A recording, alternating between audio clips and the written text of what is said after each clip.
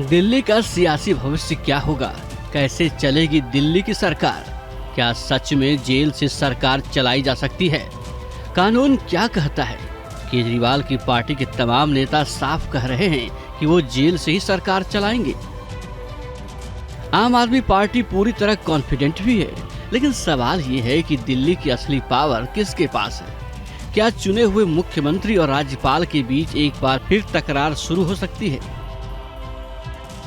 क्या दिल्ली राष्ट्रपति शासन की ओर बढ़ती हुई दिखाई दे रही है? मेरा जीवन देश के लिए समर्पित है और चाहे अंदर हो या बाहर। मेरा जीवन देश के लिए समर्पित है और चाहे अंदर हो या बाहर। मेरा जीवन देश के लिए समर्पित है और चाहे अंदर हो या बाहर। मेरा जीवन देश के लिए समर्पित है और चाहे अंदर हो। बस ये एक लाइन कहकर अरविंद केजरीवाल कोर्ट में चले गए। फिर वहां से ईडी की कस्टडी में दिल्ली के मुख्यमंत्री के हाव भाव बताते हैं कि वो ईडी के सामने झुके नहीं हैं, रुके नहीं हैं। लेकिन बड़ा सवाल ये है कि अरविंद आगे क्या करने वाले हैं?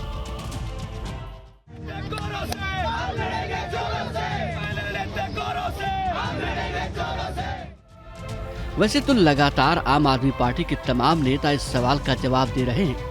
सिसोदिया जी को गिरफ्तार किया, कुछ नहीं मिला। 600 लोगों को गिरफ्तार कर लिया अब तक। अब केजरीवाल जी को लें, क्यों? डर ये है इलेक्शन आ गए हैं, इलेक्शन से पहले उनको गिरफ्तार किया जाए, उनकी आवाज को दबाया जाए, इसके लिए गिरफ्तार करना। कोई इस्तीफा नहीं देंगे, कोई इस्तीफा नहीं देंगे। ये देश में पहली बार है कि चुनाव शुरू होने के बाद, चुनावी प्रक्रिया शुरू होने के बाद, चुनाव की घोषणा होने के बाद एक राष्ट्रीय पार्टी के राष्ट्रीय अध्यक्ष को गिरफ्तार कर लिया जाता है। ये लोकतंत्र पर हमला है, ये देश के लोगों के अधिकारों पर हमला है। आम आदमी पार्टी इस तानाशाही के खिलाफ लड़ती आई है और लड़ती रहेगी। पूरी गुंडागर्दी है, पूरी तानाशाही है। सिर्फ और सिर्फ लोकसभा चुनाव जीतने के लिए ये तानाशाही की जा रही है। बयानों का मतलब साफ है कि अभी केजरीवाल दिल्ली की कुर्सी छोड़ने के मूड में कतई नहीं। जेल से ही सरकार चलाएंगे, लेकिन अब कुछ सवाल खड़े होते हैं। क्या जेल में रहकर सरकार चलाई जा सकती है?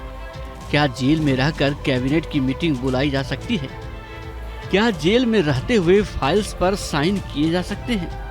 क्या जेल के नियम इस बात की इजाजत देते हैं कि जेल में रहकर सीएम पद के दायित्वों का निर्वहन किया जा सके? कोई ये नहीं चाहता कि जेल से रहकर सरकार चलाई जाए, मगर केजरीवाल ठान चुके हैं।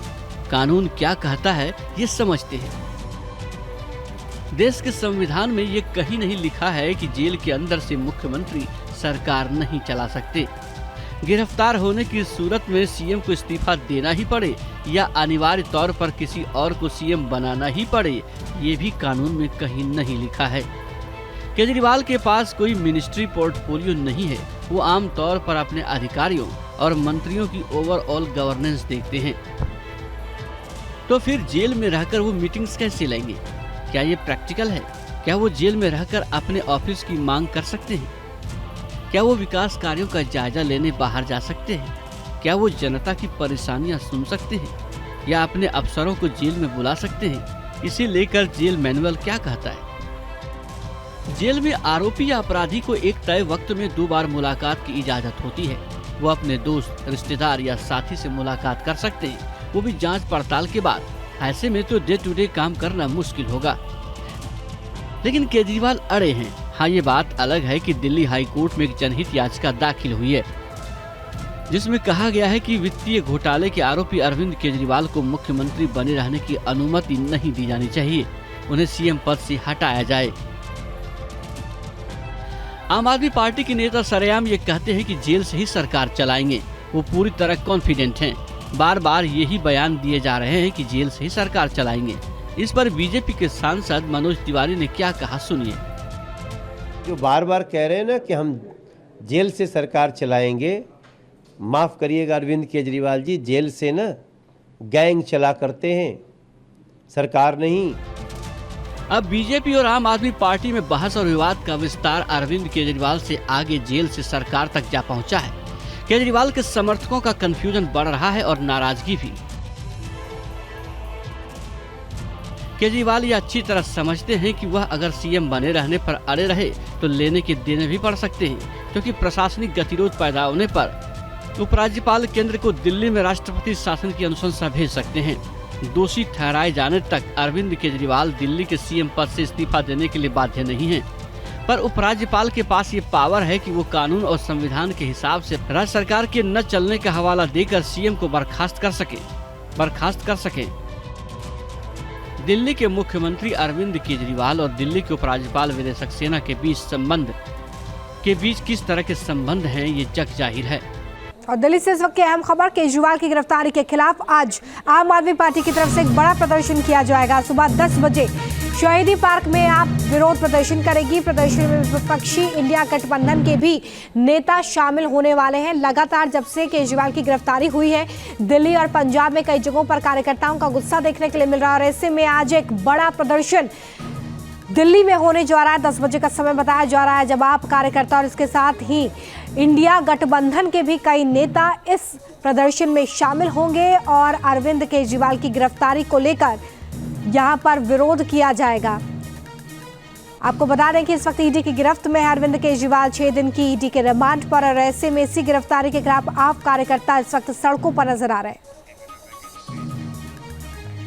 और दिल्ली से इस वक्त की अहम खबर, केजरीवाल की गिरफ्तारी के खिलाफ आज आम आदमी पार्टी की तरफ से एक बड़ा प्रदर्शन किया जाएगा। सुबह 10 बजे शहीदी पार्क में आप विरोध प्रदर्शन करेगी। प्रदर्शन में विपक्षी इंडिया गठबंधन के भी नेता शामिल होने वाले हैं। लगातार जब से केजरीवाल की गिरफ्तारी हुई है, दिल्ली और पंजाब में कई जगहों पर कार्यकर्ताओं का गुस्सा देखने के लिए मिल रहा है और ऐसे में आज एक बड़ा प्रदर्शन दिल्ली में होने जा रहा है। 10 बजे का समय बताया जा रहा है, जब आप कार्यकर्ता और इसके साथ ही इंडिया गठबंधन के भी कई नेता इस प्रदर्शन में शामिल होंगे और अरविंद केजरीवाल की गिरफ्तारी को लेकर यहां पर विरोध किया जाएगा।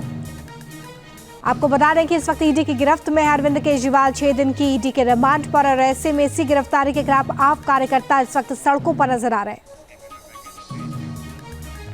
शराब घोटाले में अरविंद केजरीवाल की रिमांड ईडी को मिल गई है। 6 दिन तक ईडी दफ्तर में ही अरविंद केजरीवाल से पूछताछ होगी। 28 मार्च को दोपहर 2 बजे का समय बताया जा रहा है, जब दोबारा उन्हें कोर्ट में पेश किया जाएगा। लेकिन फिलहाल 6 दिन ईडी की कस्टडी में ही रहेंगे अरविंद केजरीवाल, और ऐसे में बताया ये जा रहा है कि उनसे कई तथ्यों को लेकर पूछताछ होगी।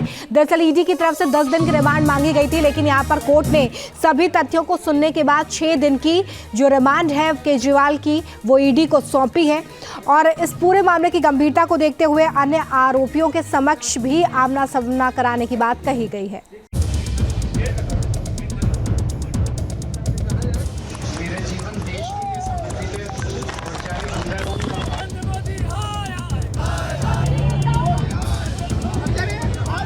ये लोकतंत्र पर हमला है।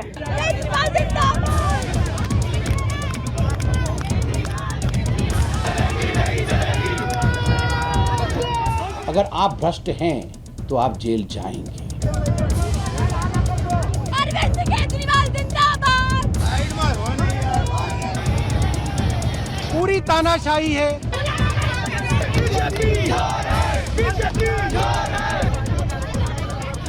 क्या अरविंद केजरीवाल देश के कानून से ऊपर है? 10 समन, अदालती लड़ाई, 600 करोड़ के घोटाले का दावा, 2 घंटे की पूछताछ, सवालों की फहरिस्त, कुछ सवालों का जवाब, कुछ सवालों पर खामोशी और फिर गिरफ्तारी।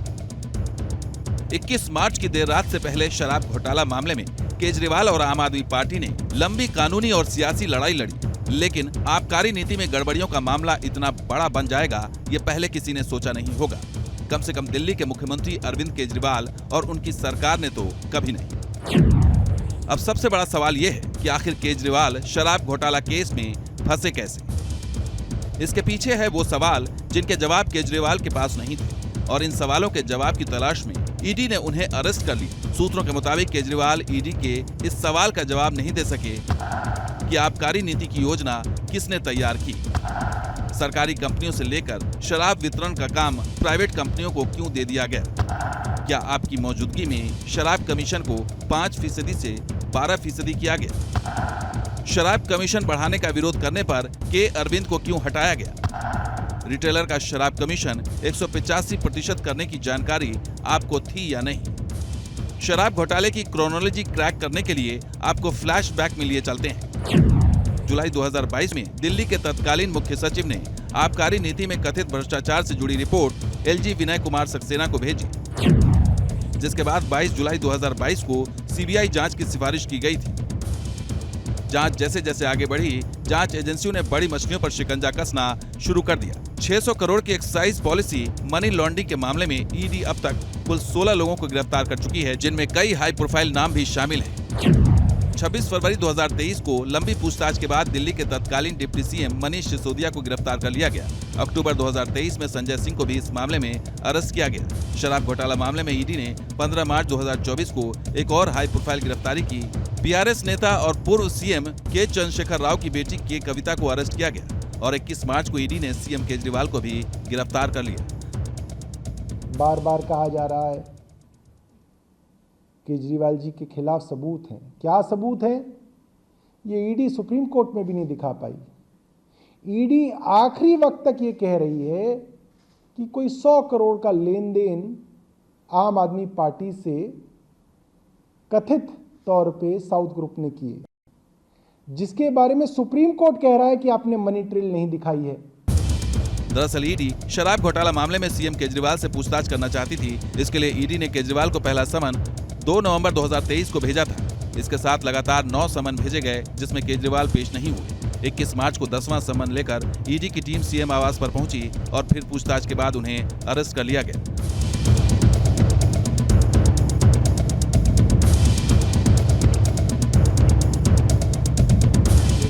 राउज एवेन्यू पीएमएलए कोर्ट में ईडी की तरफ से पेश रिमांड लेटर में एफआईआर का जिक्र किया गया है। Mister Kejriwal, people are going to jail and if you are corrupt, people will continue to go to jail. अगर आप भ्रष्ट हैं तो आप जेल जाएंगे। अब की रीत अलग है, अब की नीत अलग है।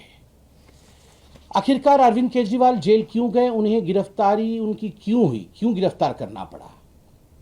लिकर स्कैम, शराब घोटाला। ईडी का दावा है कि शराब घोटाले में करीब 300 करोड़ रुपए से ज्यादा आम आदमी पार्टी को मुहैया कराए गए। एजेंसी इस रकम की ट्रेल अदालत में पेश कर चुकी है। इस मामले में ईडी का आरोप है कि नई आबकारी नीति पर केजरीवाल के घर ही मीटिंग हुई थी, जिसमें मार्जिन प्रॉफिट 12% किया गया। ईडी का दावा है कि केजरीवाल की मंजूरी से मार्जिन प्रॉफिट बढ़ाया गया था। यही वो संजीदा आरोप है जिसकी वजह से केजरीवाल मुश्किल में पड़ गए और उन्हें जेल बेल के चक्रव्यूह से जूझना पड़ रहा है।